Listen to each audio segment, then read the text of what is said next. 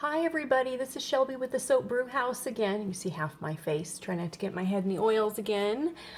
I am making today French green clay soap. This is a facial soap that I have. It's a good seller. It's really nice for the skin, and I add pink Himalayan sea salt. Let's make it. All right, so I already have my oils already put together. One thing I do in this recipe is I don't add heavier butters to this because I predominantly, like I said, make this as I tote it as a facial soap. So I add more lightweight oils to it. I don't add shea butter generally, and I don't have cocoa butter in this recipe. But there's so many different variations that you can create for yourself to make this fabulous as a facial soap, you know, whether you're using meadow foam oil or babassu oil, very light apricot kernel oil. I do have some of those in my oil mix too, along with a little grapeseed oil. So you come up with your own fabulous recipe if you don't already have one. I usually use 1 to 3 different recipes as my base recipes, depending upon what I'm doing.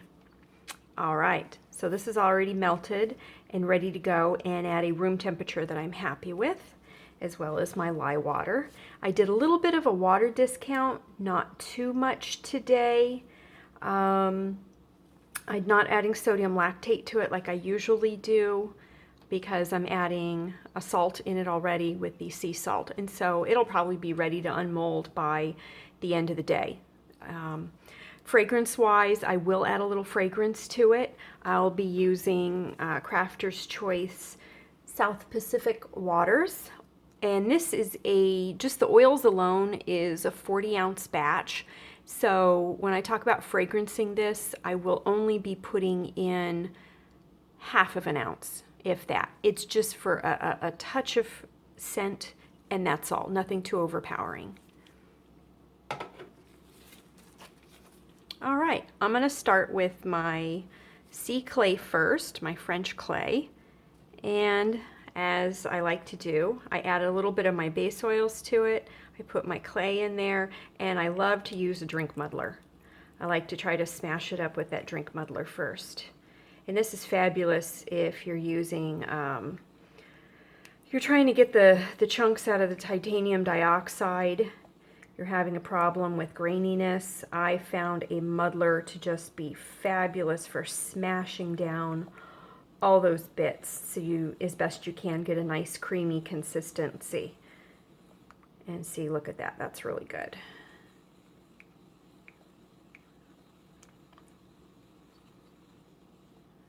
Great, all right, so we have that.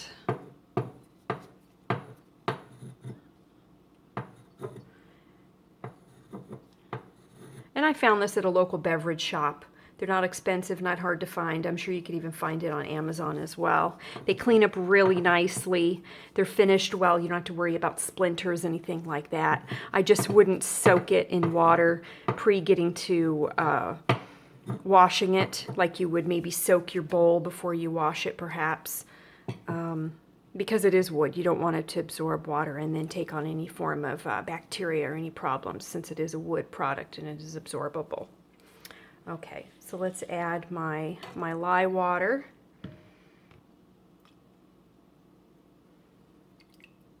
There we go. Let me rinse this out. I don't want any drippies.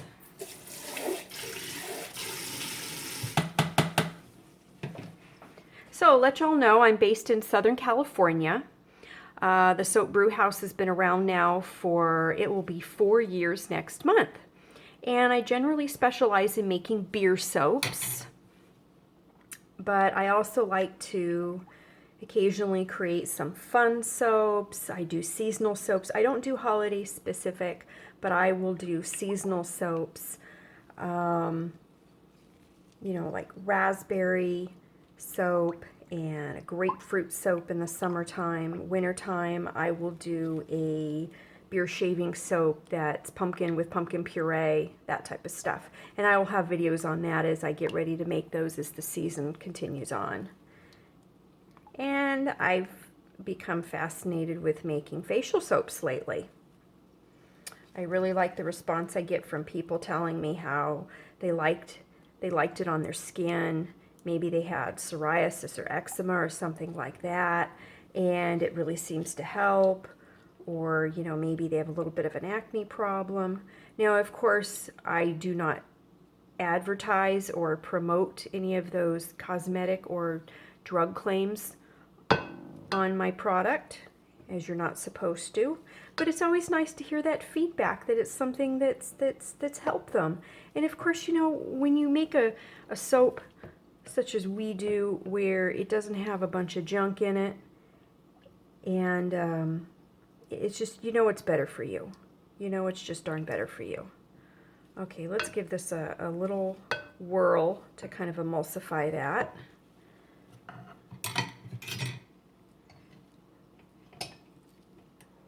There we go. Got a limited cord here.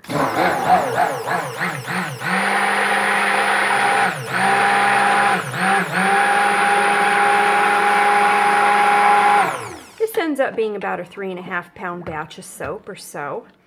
I've started putting my facial soaps in a slab mold, which I make myself.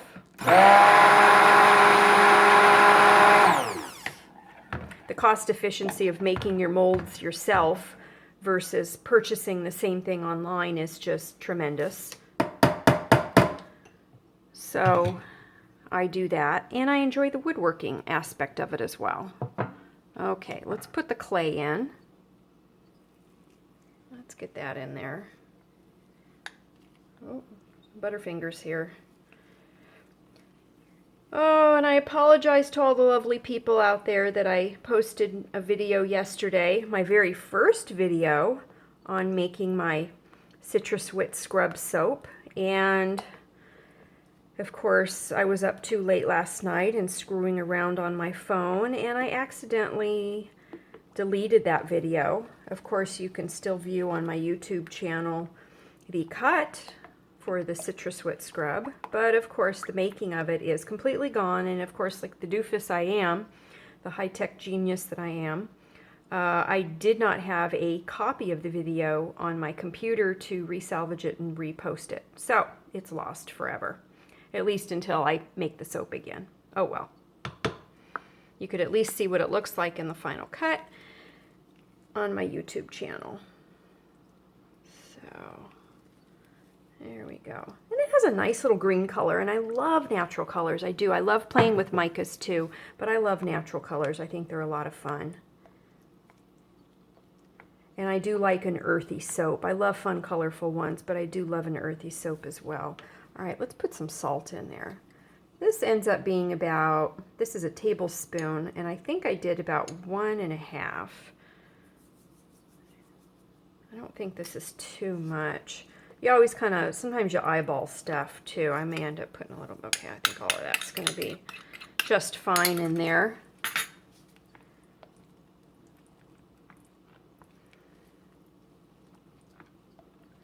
Yeah, so check out my videos on the YouTube channel as I make them, and subscribe please. And if you have any questions or comments, let me know. I'd appreciate it. Any questions about how I do it versus how you learn to do a process, by all means, let me know. I love to talk. There we go. Ooh, that's so pretty. I think we can do a little more salt here. Let's do another tablespoon. Let's see. This is fine grain pink Himalayan salt. There we go. As you can see that. Isn't that lovely? I just love that. There we go. Just a smidge. I was afraid to put the whole thing in. Okay, I think I'm happy with that consistency. Yeah, this is a larger batch than I normally make because this is for the slab mold.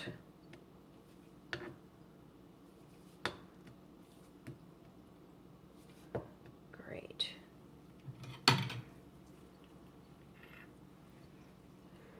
Let me move this over a little bit. Actually, let me move this. So here's my slab mold. my limited counter space here. I know a lot of you know what that's like.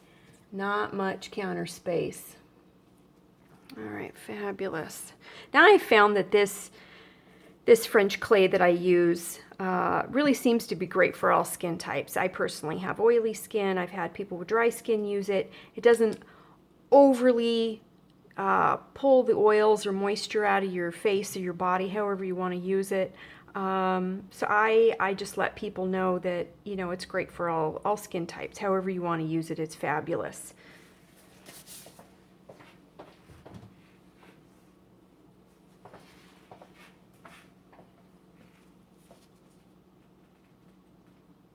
All right, I was just grabbing another type of salt that I have here.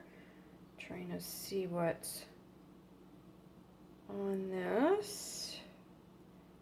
This friend of mine gave me this really lovely red salt from Hawaii. Now it's red salt that has volcanic clay added to it. It doesn't have any herbal seasonings or anything else. So I think I'm going to sprinkle this on top. I think that might be a little fun, so let's give that a try. Just a dollop of that. Okay. Let's check that. Now we're starting to get a little thin trace here, nothing too crazy. There isn't anything really fancy about this soap because I put in the clay. I'm not doing swirls or anything else. I can feel some of the salt settling at the bottom, so I'm going to stir that up a little bit. And they'll start to suspend themselves a little bit too, of course, as this starts to thicken. Now I've had people ask me, oh, so it's a salt bar because, you know, you feel salt between your fingers. They think it's going to be an exfoliating soap, a scrub soap. And of course, I let them know. And of course, if you're a first-time soaping newbie and you're thinking of working with salt, salt actually dissolves as you use the bar. So it's not really, it doesn't end up being a scrub soap. So that's something to remember. But for you, you soapers out there that know, you know that already. That's old hat. All right, let's give this a whirl.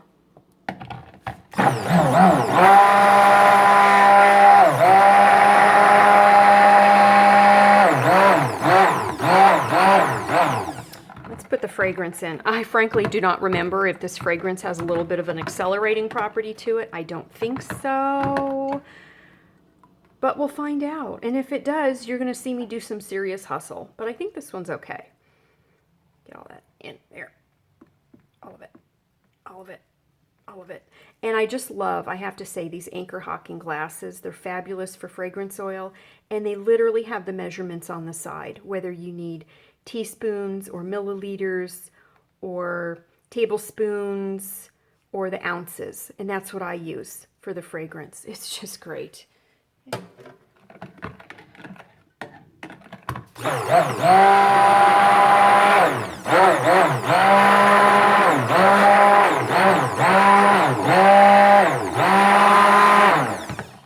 But you know, this fragrance, the South Pacific Waters by Crafter's Choice, you don't need a lot of the fragrance to go in a product, even if you're not making a facial soap and you want to keep it light.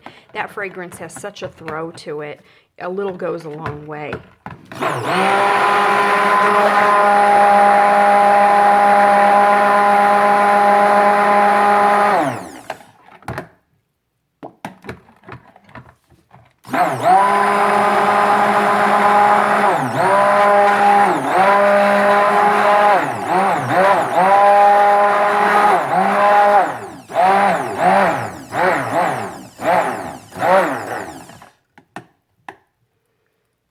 I need it a little thicker.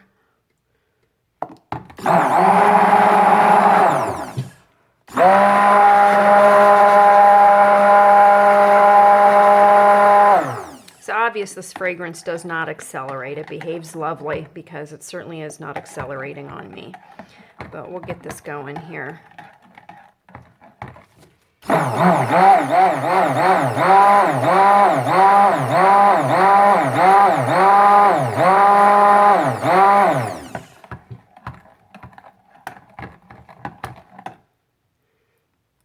getting there. Yeah, and only with a ½ ounce of that fragrance, I can really smell it, but it'll tone down a little bit as the soap cures. And then it'll be a really light green, just ever so much of a tint, and you'll see the little speckles of the sea salt in there, which is really nice. Makes just for a really nice earthy bar.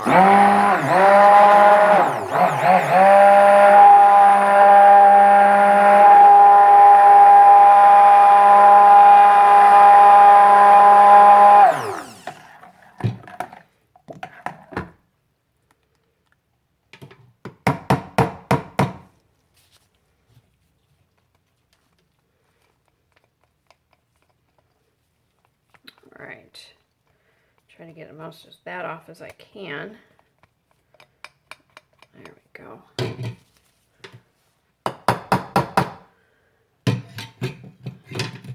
Oop, there we go. I don't want that to fall.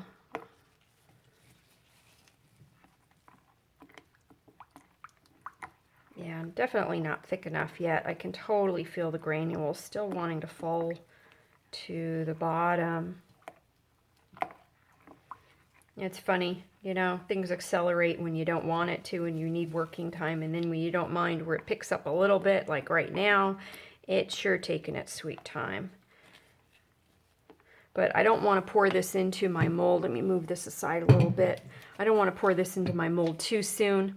I didn't do so great with the freezer paper today, so I have a little bit of masking tape kind of covering up the corners a little bit for gaps. And of course, then what I did is I lined it here. I can lift this up a little bit. You'll see more masking tape. Pastry or silicone pastry liner. And I just cut it to fit and put it on the bottom.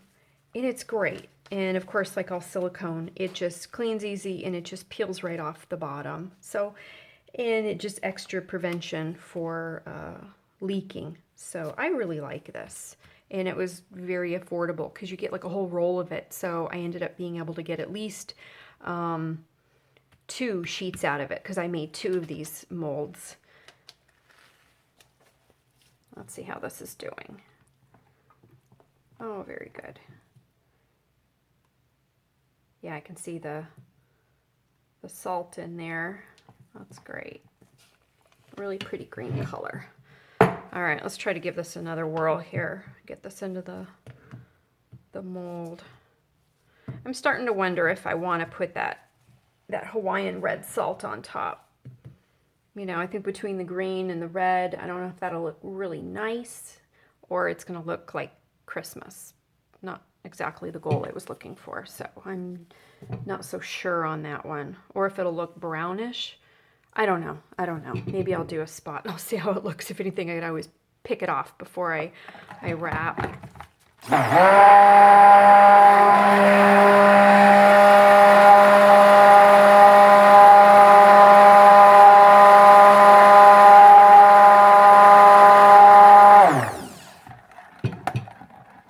Okay, that's a better trace now. That's a better thickness.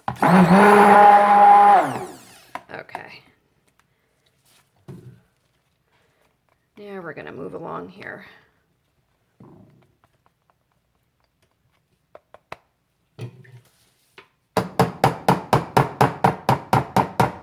Sorry, I don't like to do a lot of tapping on video, but got to get this out.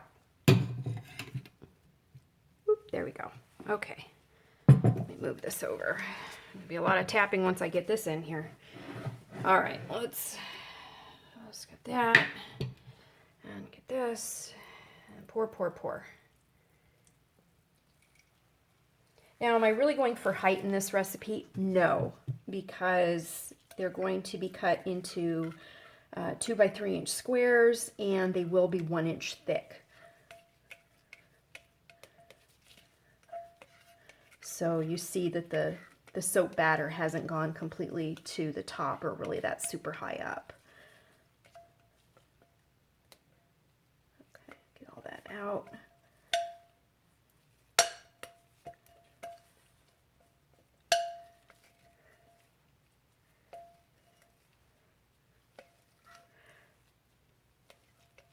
Yeah, so I'm making a whole collection of facial soaps right now. I just made one with a very, very slight baby powder scent with chamomile tea and honey that I've made before. I have quite a number of people that actually purchase it for their dogs, and it's really nice. I've used it on mine as well. It's just a really nice soap. And I have a new one that I made. I didn't do a video on that one, but I will when I remake it.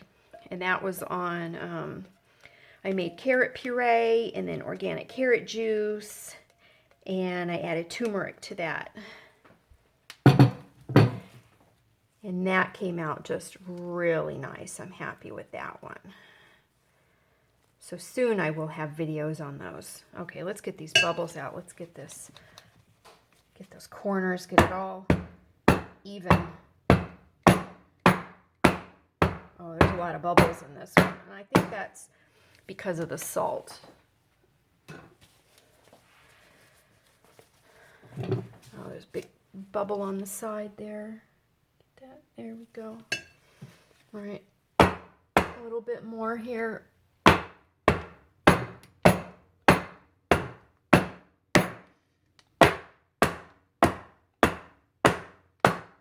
Oh, I got a lot of bubbles. Okay. All right, good deal. Well, that's it for now. I'm still not 100% sold about putting this red salt on there. I think I'm going to pass because I think it's just going to be too Christmassy looking between the two. But I will save it for something else. We'll see what I use it for.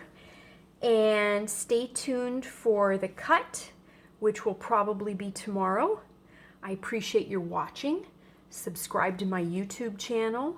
And this was the making of French clay facial soap with pink Himalayan sea salt. And I'm Shelby with the Soap Brew House, and thank you for watching.